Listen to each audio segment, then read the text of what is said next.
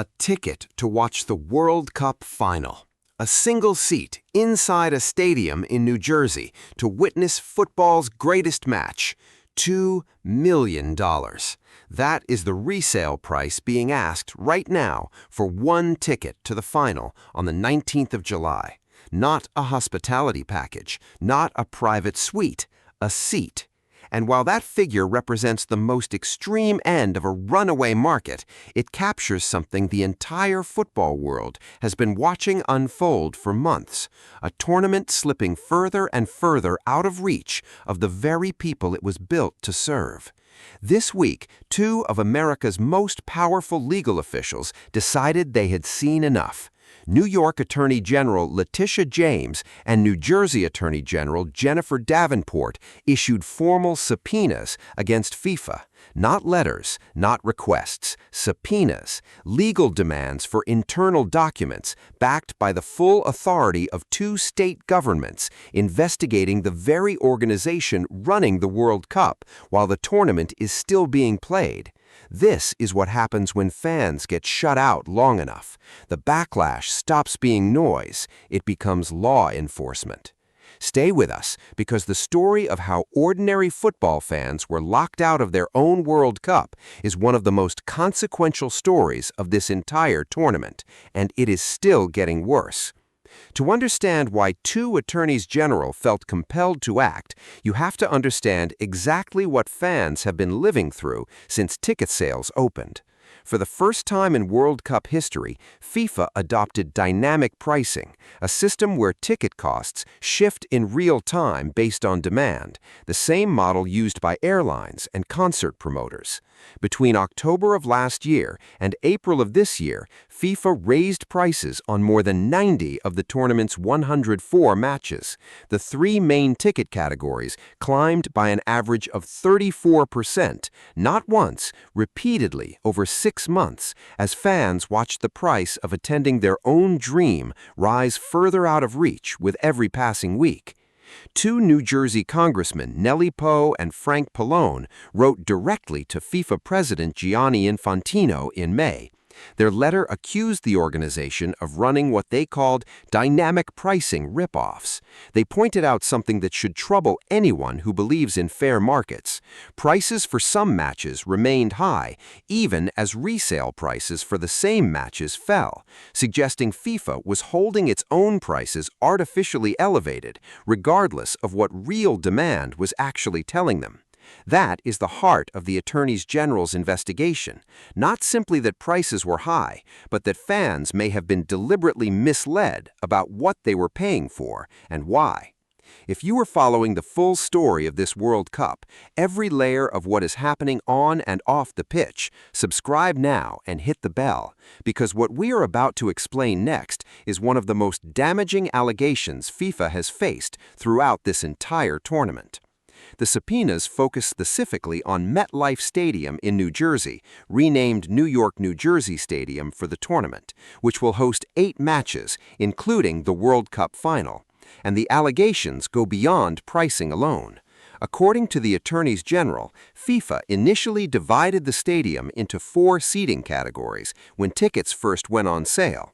Fans purchased their seats believing they understood exactly what they were buying. Then, after many of those purchases had already been completed, FIFA introduced new premium zones, calling them front category seats, carved directly out of the best locations in each existing category and priced significantly higher. Fans who had already paid for what they believed were the best available seats discovered they had been excluded from those new premium zones entirely. Some were reassigned to seats further from the pitch. Some ended up behind the goals. Attorney General James described the core problem in the simplest possible terms.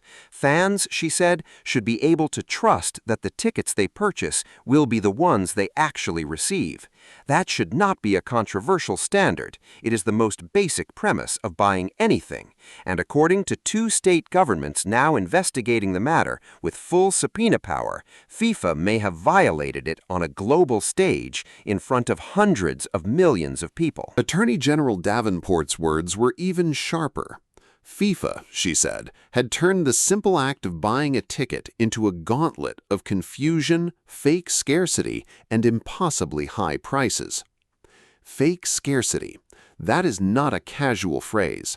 That is an accusation that FIFA may have artificially restricted ticket availability to drive prices upward, a practice that, if proven, would represent one of the most serious consumer protection violations a global sporting event has ever faced.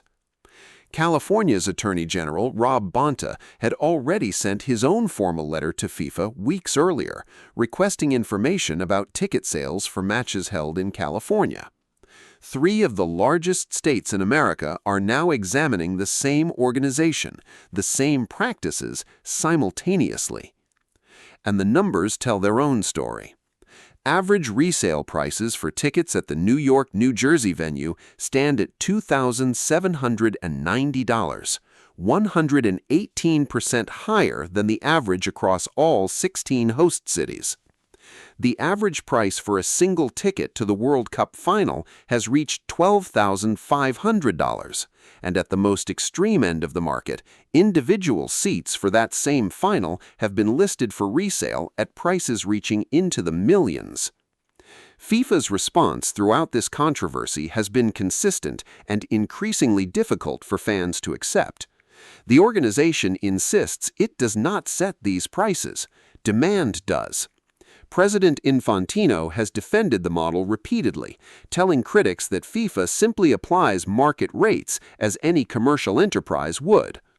FIFA did create what it calls a supporter entry tier, tickets priced around $60, making up roughly 10% of each nation's allocation, a gesture toward accessibility.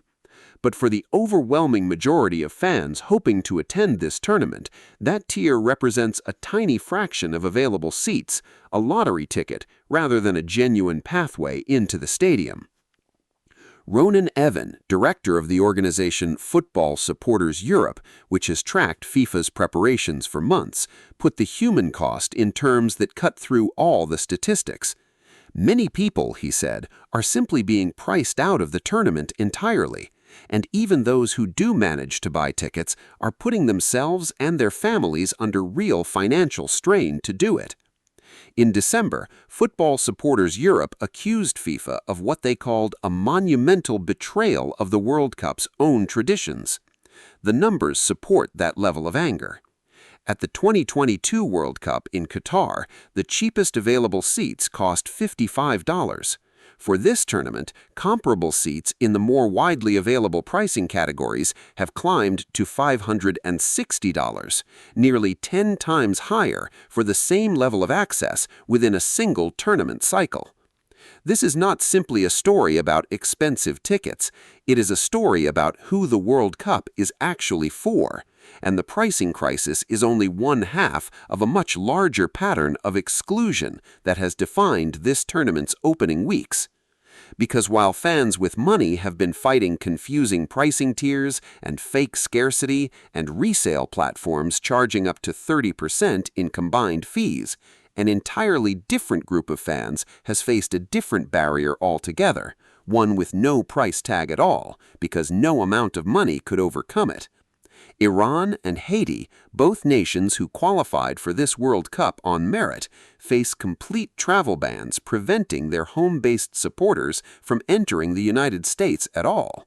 Haiti, in particular, had qualified for a World Cup for the first time in more than 50 years, a moment of extraordinary national pride, immediately undercut by the reality that most Haitian fans would have no way to be there to see it. Côte d'Ivoire and Senegal face partial restrictions that have similarly gutted their official supporter delegations. Iran's federation has had its entire ticket allocation revoked entirely just days before their opening match. Human Rights Watch released a report in April examining the human rights commitments host cities made when they bid for this tournament, commitments that were, for the first time in World Cup history, formally written into FIFA's bidding requirements. Their conclusion was stark. All but one host city committee had either failed to produce the required human rights action plans at all, or produced plans that did not adequately address the human rights risks at stake. Amnesty International went further still, describing what it called a human rights emergency unfolding inside the host nation itself, citing immigration enforcement, restrictions on assembly, and discrimination concerns that directly intersect with who can safely attend this tournament. Fan groups across Europe have voiced their own alarm. Football Supporters Europe specifically cited the militarization of police forces in the United States as a direct concern affecting whether supporters could feel safe traveling to these matches at all. Put all of this together, and a single picture emerges with uncomfortable clarity. Fans being priced out by a ticketing system now under formal legal investigation in 3 of America's largest states. Entire nations of supporters blocked from attending by travel restrictions that have nothing to do with football. And a tournament that promised, in FIFA's own words, that football unites the world, now facing subpoenas, human rights warnings, and a level of fan anger that has moved from social media complaints into the offices of attorneys general. There have been small acts of resistance to all of this. New York City Mayor Zoran Mamdani announced an initiative offering $50 tickets to city residents, a direct response to the affordability crisis FIFA's pricing model created. It is a gesture that matters to the people who receive one of those tickets. It does not change the structure that made the gesture necessary in the first place. FIFA has declined to comment on the ongoing investigation. The organization's official position remains that it does not set prices, that the market does. But a subpoena from 2 state attorneys general is not asking FIFA to defend a philosophy of market economics. It is demanding documents, internal communications, and a clear accounting of exactly how this pricing system was built, who decided to introduce premium zones after fans had already purchased their seats, and whether scarcity was genuine or manufactured. Those are not questions FIFA can answer with a quote about market rates. They are questions that will require real evidence, real transparency, and real accountability, possibly for the first time in this organization's history, under the direct compulsion of American law, rather than the voluntary goodwill of a press release. The 2026 World Cup will continue. The matches will be played. Somewhere in New Jersey, on the 19th of July, a final will be contested in a stadium where some fans paid the official price, others paid for resale tickets through entirely legal exchanges, and at least one seat sits listed for $2 million on a secondary market that has spiraled completely beyond anything resembling the spirit of a people's tournament. And somewhere far from that stadium, fans in Tehran, in Port-au-Prince, in Abidjan, and in Dakar will watch their teams compete on screens, because no ticket price and no subpoena can undo the simple fact that they were never allowed through the door in the first place. This is the World Cup as it stands today, investigated by attorneys general, criticized by human rights organizations, priced beyond the reach of millions, and still somehow producing moments of football that remind a world exactly why this game matters in the first place. Both of those truths are happening at the same time, and the question this tournament will be remembered for asking is simple. When the football finally fades from memory, what will be left behind? The magic on the pitch, or the fans who were never allowed to see it?